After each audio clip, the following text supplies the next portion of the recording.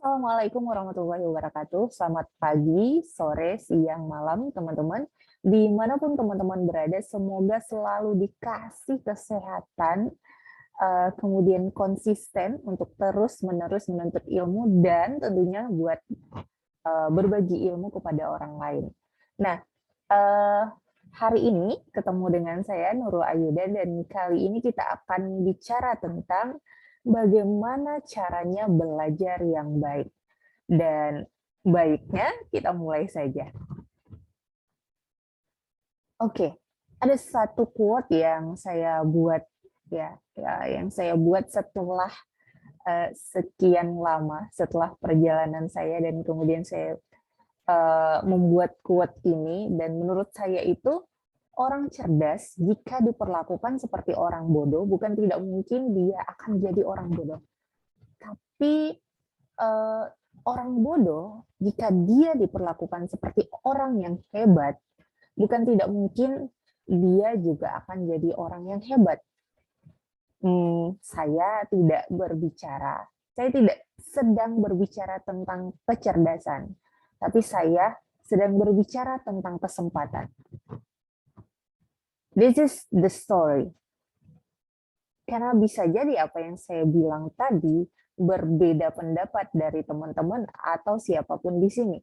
Tapi ini yang saya mau ceritakan, kenapa saya bisa menyampaikan seperti itu. Bahwa kesempatan akan merubah seseorang. Ada sebuah eksperimen yang dilakukan oleh Pak Rosenthal dan Jacobson tahun 1968. Dan eksperimen itu tentang sebuah tes IQ. Dan saya akan ceritakan bagaimana. Satu ketika, Pak Rosenthal dan Jacobson datang ke sebuah sekolah. Mereka melakukan penelitian sebenarnya. Mereka memberikan tes IQ kepada anak-anak di sekolah itu. Dan kemudian menyampaikan kepada gurunya, ada beberapa anak yang ternyata potensial. Kita misalkan 10 orang anak. Dan tebak apa yang terjadi? Setelah 8 bulan kemudian, Pak Rosenthal dan Jacobson kemudian kembali datang ke sekolah yang sama. Dan melakukan tes yang sama lagi, dan yang terjadi adalah 10 orang anak yang dibilang potensial tadi ternyata meningkat IQ-nya. Wow, gitu ya.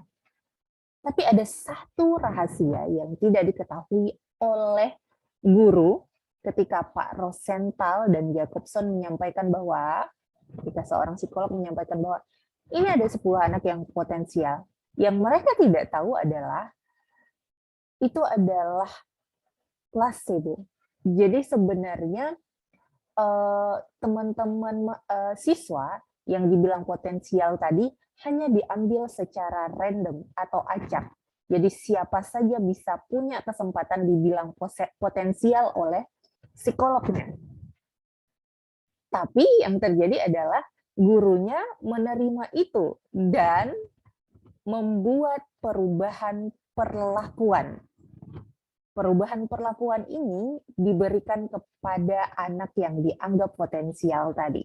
Mereka diberi kesempatan untuk lebih mengeksplor diri, dikasih tugas yang disesuaikan dengan potensi mereka, jadi dikasih fasilitas yang disesuaikan juga dengan potensi mereka. Jadi gurunya menganggap bahwa mereka mampu melakukan itu karena dianggap sebagai memiliki potensi yang bagus. Ya, itu yang disampaikan gurunya. Nah, ini sebenarnya adalah efek ramalan atau kita kenal dengan self-fulfilling prophecy di psikologi sosial. Nah, jadi yang terjadi pada gurunya adalah beliau seperti yang saya bilang tadi, memberikan kesempatan sebesar-besarnya kepada anaknya tanpa tahu sebenarnya anak itu potensial atau tidak, Tapi karena omongan dari psikolognya tadi, gurunya memperlakukan anaknya seperti orang yang potensial. Perubahan perilaku inilah yang disampaikan oleh Rosenthal dan Jacobson sebagai eh, eh, efek dari efek dari pemberian stimulus dari Pak Rosenthal dan Jacobson, dan kemudian akhirnya efek ini ke labeling di gurunya bahwa mereka anak yang potensial, dan akhirnya ya terjadilah efek ramalan itu. Kamu cerdas karena orang percaya bahwa kamu cerdas gitu ya. Jadi ada kesempatan yang diberikan oleh gurunya. Jadi jangan berteman dengan anak itu, dia anak nakal. Padahal semua anak punya potensinya masing-masing, punya keunikannya masing-masing dalam belajar. Tapi karena labeling tadi, akhirnya labeling itu membuat efek ramalan, dan akhirnya anak tersebut menjadi anak nakal. Itulah bahayanya efek labeling kalau saya bilang ya. Jadi kita tanpa sadar memberikan efek ramalan sehingga apa yang kita ramalkan, misalnya dia anak nakal, menjadi kenyataan karena perlakuan kita terus-menerus seperti itu.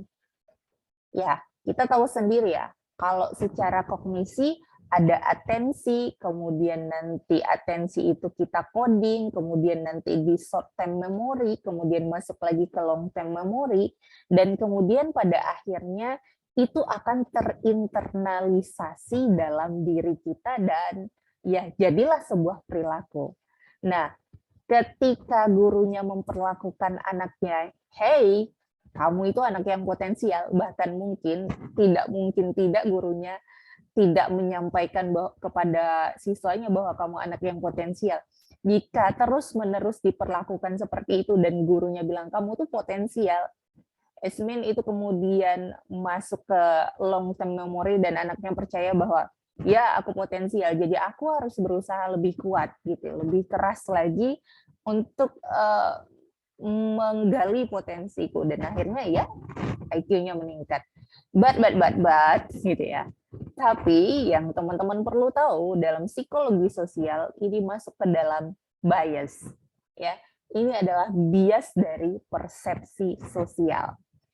Ya, persepsi sosial bagaimana kita menilai satu perilaku, bagaimana orang lain menilai satu perilaku ya. Jadi kemudian ini menjadi bias karena efek ramalan ini tidak seperti efek ramalan ini namanya juga ramalan ya, jadi tidak sepenuhnya benar gitu ya. Walaupun pada akhirnya ini teorinya ya, penciptaan teorinya, bukan penciptaan teorinya dalam artian runut ceritanya, runut eksperimennya adalah hal yang positif gitu ya. Dan begitu juga tapi di sisi lain kalau ini jatuh ke misalnya saya bilang tadi labeling, itu malah menjadi negatif.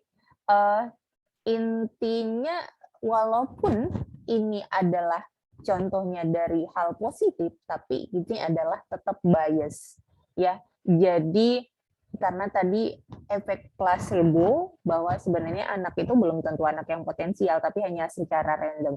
Nah, dari situnya saja sudah jalurnya jalur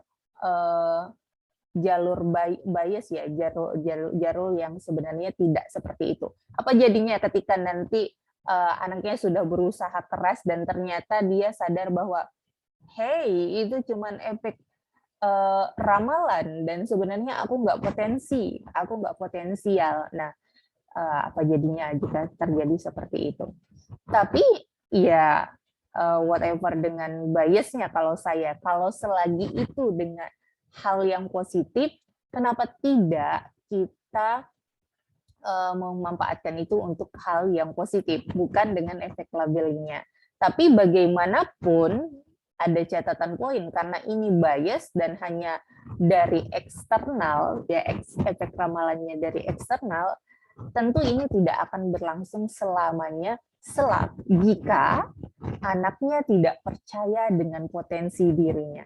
Ya, terserah orang mau bilang bahwa, hey kamu itu anak nakal, tapi ketika anaknya menganggap bahwa itu seperti angin lalu, ya whatever, siapapun yang bilang itu aku anak nakal, aku tetap akan menjadi anak yang hebat gitu ya. Jadi karena ini sifatnya adalah efek ramalan, jadi seperti itu. Ya, maksudnya readiness to change. Jadi kesiapan untuk berubah dari anak itu ada nggak ketika dia diperlakukan seperti anak yang potensial. Kalau dia tidak siap untuk berubah, ya apapun yang disampaikan oleh gurunya, apapun yang disampaikan oleh dosennya, dia nggak akan dia nggak akan ambil itu kesempatan untuk kemudian dianggap sebagai satu cara untuk membuat perubahan gitu ya. Ya, jadi dalam artian anak-anak yang bisa jadi dengan self esteem rendah akan kesulitan dengan ini, mereka tidak percaya diri gitu ya, mereka punya harga nggak ngerasa dirinya itu lebih berharga dibanding orang lain. Jadi sekalipun kita hey kamu potensial, kamu tuh great gitu kan, tapi kalau mereka nggak percaya dengan itu, nggak siap untuk berubah, apapun yang disampaikan oleh gurunya bisa mental. Tapi setidaknya efek positif tetap ada ya. Jadi kalimat positif, energi positif itu walaupun tidak sekarang, nanti dia tetap akan berdampak. Walaupun tidak cepat, lambat pun dia akan berdampak. Jadi tetap sampaikan kalimat positif. Ya. Dan teman-teman perlu ingat, nggak pernah ada perubahan dalam zona nyaman tuh ya. Satu hanya kita pakai sama dengan ya satu sama dengan satu. Jadi kalau kita mau berubah di angka 1 supaya sama dengannya sama dengan angka misalnya 2, nggak bisa. 1 sama dengan 1 tetap. Jadi kalau 1 sama dengan 2 itu nggak akan bisa. Kecuali kita berubah jadi 2, maka sama dengan 2. Nah, ini baru analogi yang tepat ya. Jadi dalam artian, ya kalau kamu ingin outputnya orang lain berubah gitu ya, atau cita-cita kamu berubah jadi tercapai menjadi 2, maka ya kamu harus berubah dulu ya. Itu. Nggak bisa kalau cuman berdiam diri, nggak bisa cuman berada di zona nyaman. Jadi siapkah teman-teman untuk berubah? Teman-teman jawab sendiri ya. Nah, seperti di sini sekarang ada tempat baru, teman baru, ilmu baru. Masuk ke semester baru, tempat baru lagi, teman baru lagi, ilmu baru lagi. Teman baru dalam artian kita bisa dapatkan dari kelas-kelas teman-teman praktek lapangan, itu pasti akan ada teman baru. Dan ilmu baru tentu saja mata kuliah baru, tentu ilmu baru, tempat baru, cara belajar yang baru. Dan teman-teman harus masukkan ini supaya ketika mendapatkan ilmu, sesuatu yang baru. Kalau sesuatu yang baru itu menjadi unik di kognitif kita ya, otak kita, sehingga kemudian menjadi sesuatu yang harus diatensi, diantusiaskan gitu ya. Jadi malas sama aja, no gitu ya. Itu yang teman-teman perlu lakukan. Lalu kalau tadi sebenarnya gitu ya, cara belajar yang baik adalah dengan eksternal kita menyampaikan bahwa, hey, kamu potensial, dan kemudian kita akan berkembang dengan baik. No, tapi itu bias kan. Jadi bagaimana cara belajar yang baik? Cara belajar yang baik adalah dengan berbagi. Ya, saya selalu bilang ya, ilmu itu tidak disimpan sendiri, tapi di-sharingkan ke orang lain. Karena ketika kita berbagi dengan orang lain, automatically kita akan mengulang kembali apa yang kita sampaikan. Jadi mengajarlah, maka kamu akan belajar. Berbagilah, maka kamu akan belajar. Kamu akan recall kembali apa yang ada di memori, dan ya, itu akan terus melekat. Ya, kenapa dosen-dosen dan guru itu terlihat seperti mereka sepertinya hebat sekali gitu ya, bisa tanpa melihat buku dan kemudian menjelaskan dengan baik. Ya karena berkali-kali diulang, berkali-kali di-sharingkan. Kalaupun mereka belajar hal yang baru karena sudah terlalu sering men-sharingkan, itu menjadi hal yang ringan bagi mereka. Nah, gitu ya. Tahu lebih dulu. Makanya orang tua dulu kalau dia lebih kalau berbagi atau sharing, karena mereka tahu lebih dulu dan sering mengulang itu dan kejadian itu terus menimpa mereka, akhirnya ya mereka terlihat sangat lancar dan paham dengan apa yang disampaikan. Jadi mulai sekarang mengajarlah, Bu, bagaimana jika saya tidak bisa mengajar orang lain? Saya orang yang masih perlu belajar public speaking. Don't say bahwa saya tidak bisa ngomong depan orang, tapi saya masih belum bisa belajar public speaking dan saya harus belajar. Ya, kalimat positif. Karena itu juga akan jadi labeling untuk kita di pemikiran kita. Jadi ini saya mau sampaikan terlebih dahulu. Kenapa saya bilang bahwa mengajarlah, maka kamu akan mendapat ilmu lebih banyak lagi, maka kamu akan belajar. Ini berdasarkan dari teknik Feynman, tokoh fisika hebat, peraih Nobel, temannya Einstein, kalau mau tahu ya, temannya Einstein. Jadi sesama ilmuwan hebat. Dan bayangkan, beliau mengajar fisika dan gara-gara teknik belajarnya itu banyak orang yang sukses dengan fisika, dan beliau mendapatkan Nobel dari cara mengajarnya, yaitu dengan mengajarkan kepada orang lain, dengan cara belajar, dengan cara mengajarkan kepada orang lain. Tapi ada sebuah nasihat tersirat. Saya mau cerita pengalaman pribadi. Jadi almarhum ayah saya pernah bilang, bodoh Abah kalau jadi kepala sekolah, karena nggak ngajar Abah. Bodoh Abah kalau nggak ngajar gitu ya.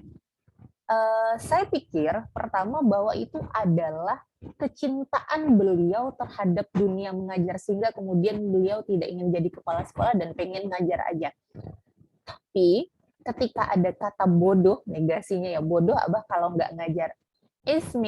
Nah itu yang terjadi sama apa yang disampaikan Feynman. Mengajarlah, maka kamu akan belajar. Karena beliau ngerasa dengan nggak ngajar, nanti nggak ada yang diulang lagi. Ya, akan sulit dapat kesempatan. Kadang kita mencari waktu luang untuk hal yang lain gitu ya.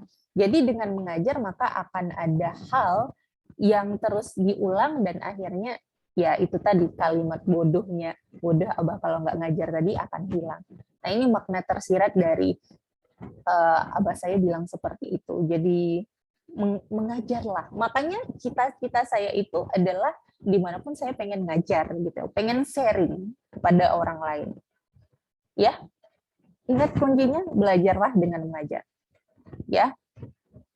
So, apa yang terjadi ketika saya tadi bilang bahwa saya bukan tipe orang yang bisa ngomong di depan orang lain, Bu. Ya, it's okay. Bisa lakukan di mana saja dengan diri sendiri bahkan.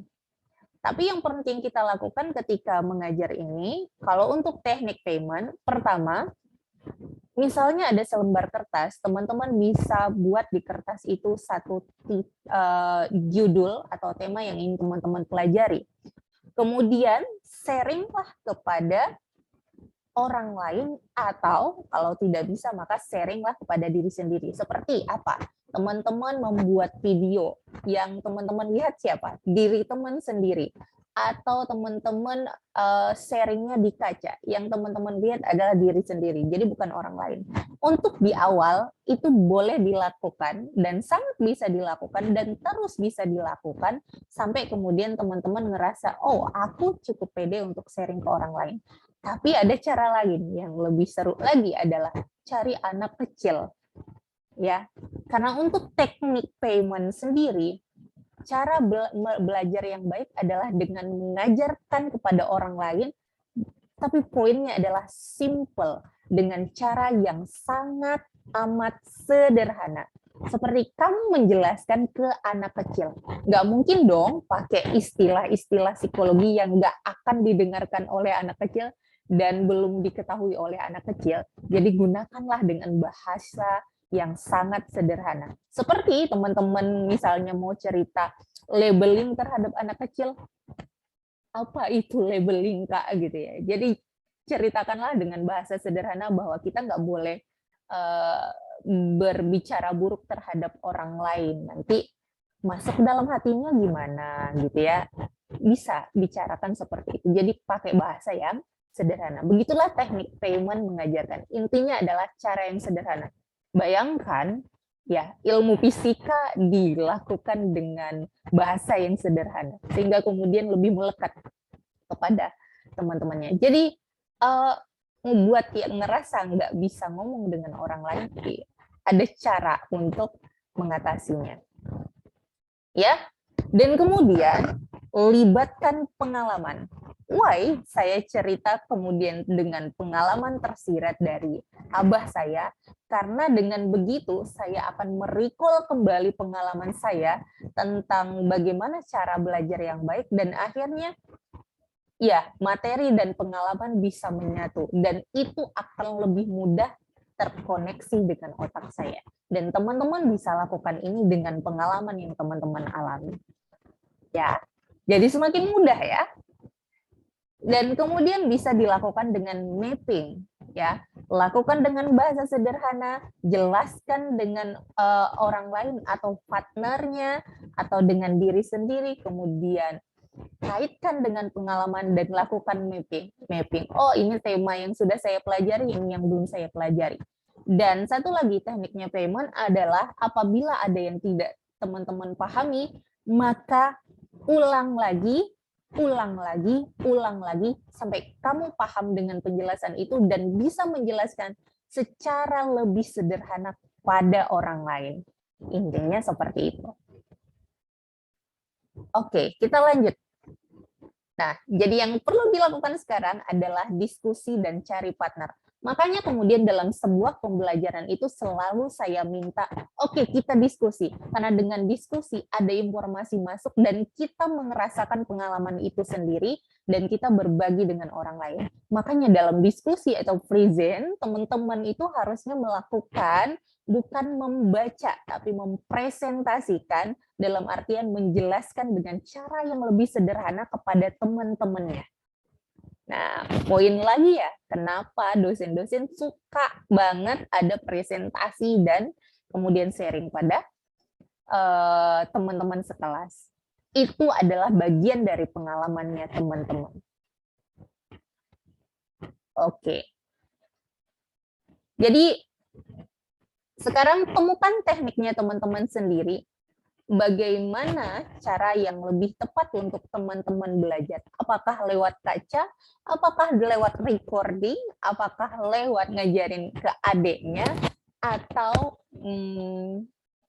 misalnya dengan voice juga bisa ya, voice di rekaman. Jadi apapun caranya, temukan cara belajar teman-teman sendiri gitu. Tapi poin satu lagi adalah bahwa ketika belajar tetap dahulukan adab gitu ya. Karena ilmu itu adalah cahaya, maka mendapatkannya butuh menjauhi dosa ya gitu ya. Jadi kalau misalnya kita bisa menjaga adab kepada yang memberi ilmu, insya Allah nanti ilmunya akan dikasih lebih luas lagi. Itu tambahan masukan dari saya. Yang pintar tetap butuh belajar, dan yang terus belajar bukan berarti nggak pintar. Yang berbakat tetap butuh latihan, dan yang terus berlatih belum tentu tak berbakat. Sekian dari saya Nurul Ayuda untuk pembelajaran hari ini. Bias, self-fulfilling prophecy, efek ramalan. Mohon maaf kalau ada salah. Ketemu lagi di lain kesempatan. Wassalamualaikum warahmatullahi wabarakatuh.